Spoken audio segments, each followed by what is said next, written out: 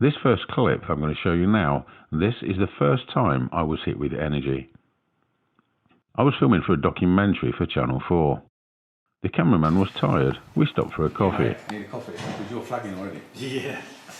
Jet lag kicking in. Yeah. Then, from nowhere, I was subjected to a very hard hit of spirit energy. At this time, this energy was totally alien to me, and my body responded accordingly. Jeez. I didn't know what was happening, I didn't know what it was, I didn't know how to deal with it, I didn't have a clue at this stage what was going on. My God, I feel dizzy, mate. Sit down. Oh, what happened? As in this next clip, then I discovered I could use this energy, to direct this energy for the purpose intended. He told me I could heal with this energy. I didn't doubt that this was possible if Becky said that it's possible. As time went on, the energies got stronger and stronger and stronger, and I was absorbing these energies more and more and more.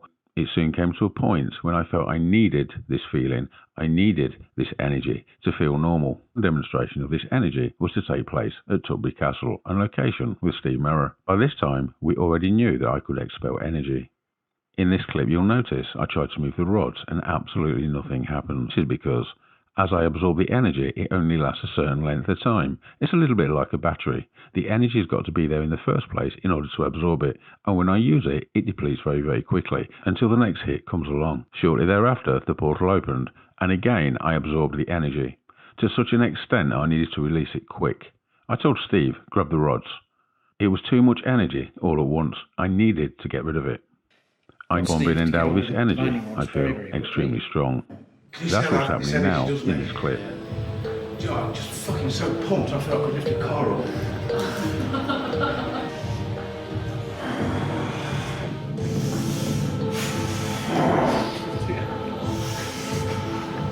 Oh, jeez.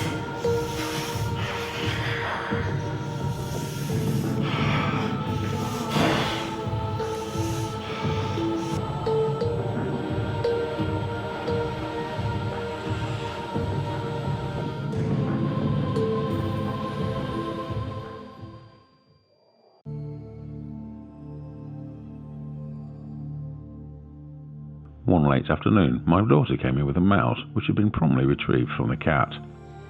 The mouse was very cool. The fleas had begun to leave its body. I put it into my hand.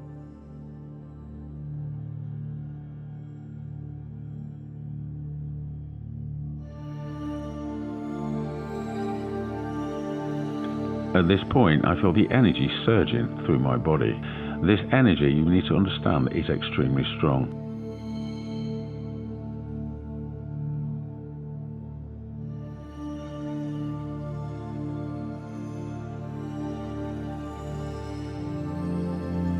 Now being aware of being able to project the energy, and the fact that Becky told me I could heal.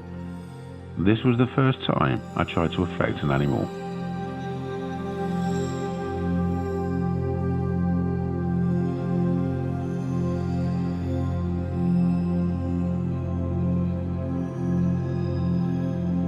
After a short time, I could feel the mouse actually moving within my closed hands. And I knew people wouldn't understand.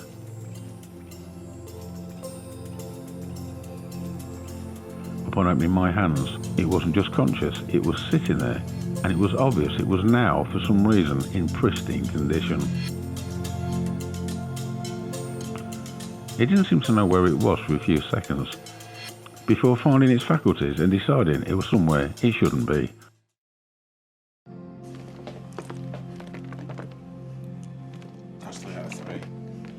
Down there, so don't you?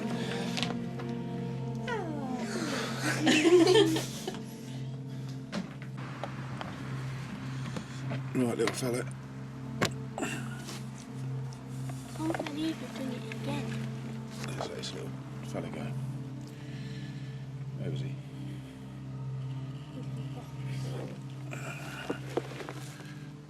Here we go. Let's just tip him out.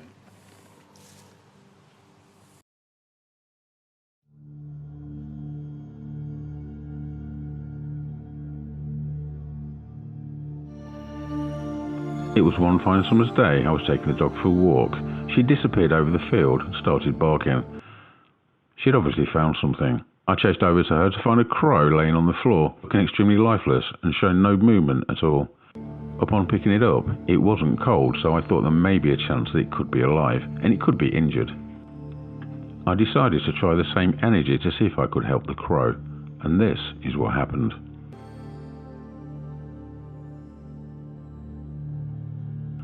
And just like the mouse, when it came to, it was in good condition, but didn't seem to know where it was.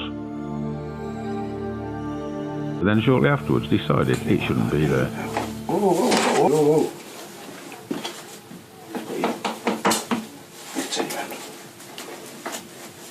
Let's have a look at you. Let's have a look at you. I'll pass that.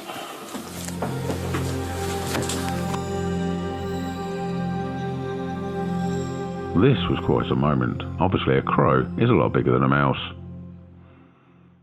After hearing about my success with animals, that Jennifer asked me next time I was in the United States if I could try to help her dog. The veterinary surgeon had told Jennifer and Bob their dog would never walk on four legs again. He had sustained a very serious injury and was too old for an operation. I agreed to try and help. Do you remember me? Do you remember me? Michael Butt. She was therapy going. You good girl. She was therapy going. Yeah. I'm a therapist. So this is Cheyenne, and After a long time of walking with just three legs, Cheyenne was now able to walk on all fours. Have a good. so this is Cheyenne. When we came out to see Cheyenne before, problem was she could only walk on three legs, and showed him that one right up here. She had a torn cruciate ligament.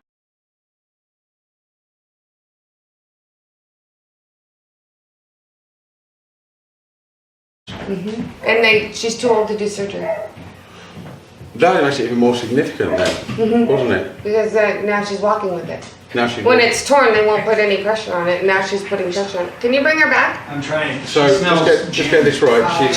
It's still torn, but now she's putting pressure on it. Yeah, so she's walking with it, so she's learning to live with the tear. But ordinarily, she wouldn't be walking on it with that tear. She would be like this all the time. Yeah. Wow, that's quite. Like she was when you got her. When I first. She was first bouncing came. on three legs. Call her lucky. That was an amazing difference when I was somewhere and I came back. Because before she was holding It was back. right up here. Yep. Wait, it was that instant, wasn't it? And when you Afterwards, did it, she was putting pressure on your hand.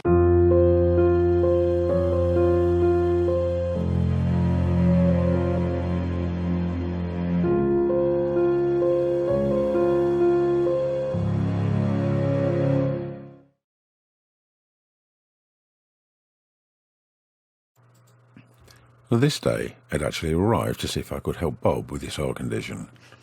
But Tim also turned up with his dog. His dog had some kind of liver or kidney disease, was very lethargic, and clearly not himself. I agreed to try to see if I could help, at the very least, relieve some pain for the dog. I was open-minded about this because I get very drained when I actually do this kind of thing, and I'd never actually done one after another. The energy also has a physical effect on my body, making me feel very, very strong and making me feel pumped. At this time, I feel nothing is impossible. The thing that's important to remember is just like a battery. The harder I push, the energy and the time I get to use it becomes limited. I did wonder at this stage, did I have anything left to make a difference? Obviously, the more I've got, the stronger I feel and the more effective. As I was holding it, I felt it actually relax. Shortly after, it was greeting me, trying to lick my face. I saw this as a good sign, and hoped, like I said before, that it would have made a difference. I know. Within a very short space of time, the dog was running, playing and jumping all over the place. And totally different to how he was before, laying around and lethargic. Didn't know how long this was going to last, because like I said, I didn't feel as strong as I would normally. But at least, at this time, the dog was obviously very happy, and it had made some kind of difference. Okay. But More than normal. yeah, but I mean, you've seen him since he's been here. He's just been laying on the floor and just kind of being. Yeah, this is like a chill. puppy. Yeah, I go shake the dog right away. Ping. we've seen since we've been here him lying on the floor. When you were working with Bob, I mean, he was laying over there. He wasn't being engaged or anything like that. At this point, he's been bouncing around doing the play bow. He was doing some barking with Jen, which he doesn't normally do unless he's commanded to do. So it's a different dog right now. Hi, my name is Hank, and this is Lucy. Lucy has been with me now for many years. She's 13 years old, approximately. And about 3 years ago, when I had the privilege of working with Don Phillips while he was in the area shooting some scenes for a documentary, Lucy suffered what we think was some sort of a stroke. She had lost any willingness to move. Every time I picked her up and put her down, she just stayed there until the next time I picked her up. She was unwilling to walk. All she could do was bob her head continuously, up and down, left and right, like that. And I was very concerned, of course. Don saw her when I was at the set, and he asked if he could hold her. And I said, of course. And so he did, and he was trying to even out her heartbeat. That it seemed very erratic when he was holding her, and he was trying to give her a calming effect so that she could get her heart back in sync. And he held her for, I don't know, maybe 5 to 10 minutes. And I have to say, it had a profound effect on Lucy. She had remarkable improvement, and to this day, which is almost 3 years now, she hasn't had any other issues. So I want to say thank you, Don, and please keep up the good work. Oh, Lucy. Yeah, she says thank you. Previously, my work had centred around animals, one of those animals being Bob and Jennifer's dog, which was now able to walk on 4 legs despite the vet saying this would never happen. Jennifer asked, could I try and help Bob? I had mixed feelings about this because this, after all, was a human being, and not just a human being, but a human being with a heart condition. This was truly uncharted waters, and as far as I was concerned, not without risk. Okay, Bob. Come here today to try and help you. Right. Doing what I do, which won't go into right at the moment. So what's the actual condition is it that we're aiming to do something about or help here? It's called atrial fibrillation. Atrial fibrillation, okay, and that is? Basically, as my understanding is, the top chamber of my heart basically is kind of quivering. Right. And it doesn't pump the blood properly. Irregular pattern? Yes. Okay, I spoke to Jennifer. I think she said it was kind of like all the time, as though like after you had exercised, yours would be doing that even though you're not exercised. Right. Just going fast. Okay. So what we're going to try, don't know if it'll work. Never try this on a person. So you are the test subject. All right.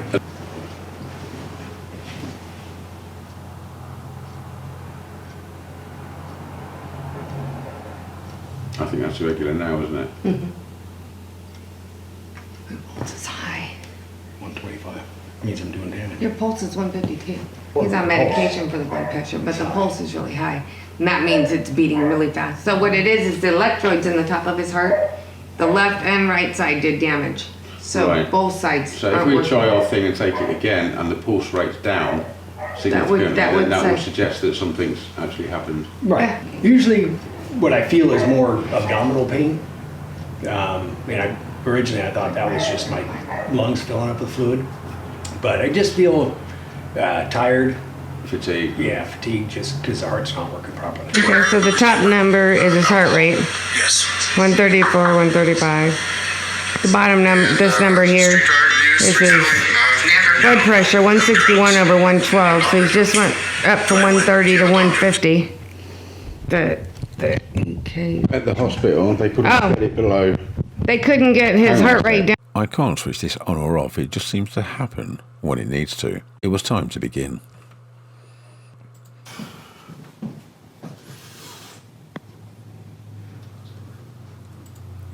At this stage, we had no idea of the effect that this would have on Bob, and if it would actually result in anything at all.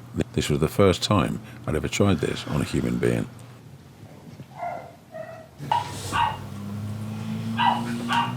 It's important to understand that these things are only possible through the union between myself and Becky. I'm gonna check his pulse. Okay. So Bob, how are you feeling right now? Better than I was before we started. You're beating normal. It's beating normal. That's because you talked. Yeah. So it's beating It normal. sounds normal. So Now, the everyone- first time I took his blood pressure went all the way up to 185. 92. 110 over 78. We should not capture it first time. 92. Yeah. But it sounds strong, not like earlier. Well, what we was doing, didn't know if it worked. At the moment, it would appear something's had an effect. How long for, I don't know, but we've gone from 125 to 103 to 95, now to 92. 92. So how significant is that? That's huge. Yeah? Because in active AFib laying down, his heart rate will still be over 110. So what would happen if you got up, went for a walk around the garden and sat back down again? It should still be right about, if his normal, heart rate is beating normal, he should be right about under 110. Okay, so as he was, if you did that, what would it be? You were low heart rate, so you were probably between 105 and 95 all the time. With the AFib. No, I mean with the AFib. Oh, with what the would it be? AFib? Yeah. Oh, 125 to 150. Okay. So depending on how I feel about it afterwards, we might ask you to do that, Bob.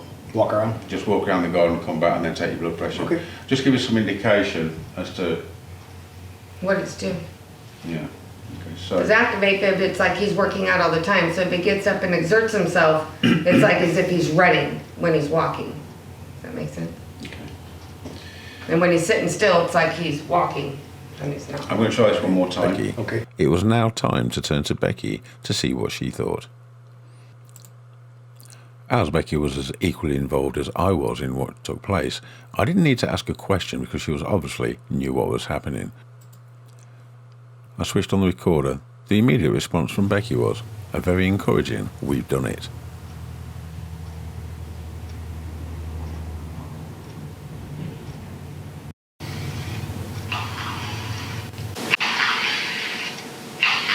If Becky believed we had done it, then indeed we had done it. But we needed to put this to the test. 68 is his pulse right now. What's your pulse? 68. 68. Good.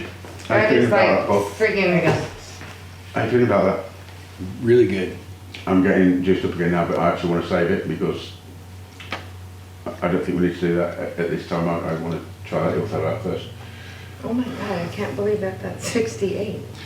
So as he was, the average was what? 125. That was the average.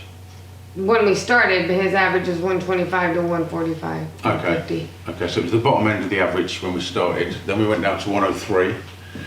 And then we went down to 90. 92, now 68. And now he's at 68. So how does that make you feel? Really good. Yeah? Yeah. That's a normal heartbeat. Yeah. Better than the range where I should be. It's probably better than mine. I'm going to start giving some of this on me, isn't I? So during that, could you actually feel anything taking place? Because if you recall, I didn't say, can you feel it? I bet you can feel it. I wasn't suggesting, can you, I bet you can feel it getting slower and slower. I just said to you, are you feeling anything? Right. And that's when I said, never done this on a person before. Needed to be done, didn't it, Patty? Yes.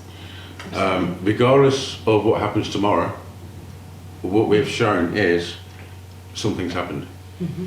Whether it's permanent, whether it's temporary, I don't know. But what I will say on the animals, well, yours, that has all been permanent. So I'm hoping. I'm open too. I'm Thank you hoping very too. much. We'll keep you posted. Yeah. Well, if you need to come back again, then I will do. But that's not been our experience, has it? No. When I do something. Not so far. But 62 is crazy. Yeah, so I watch him. It takes his pulse.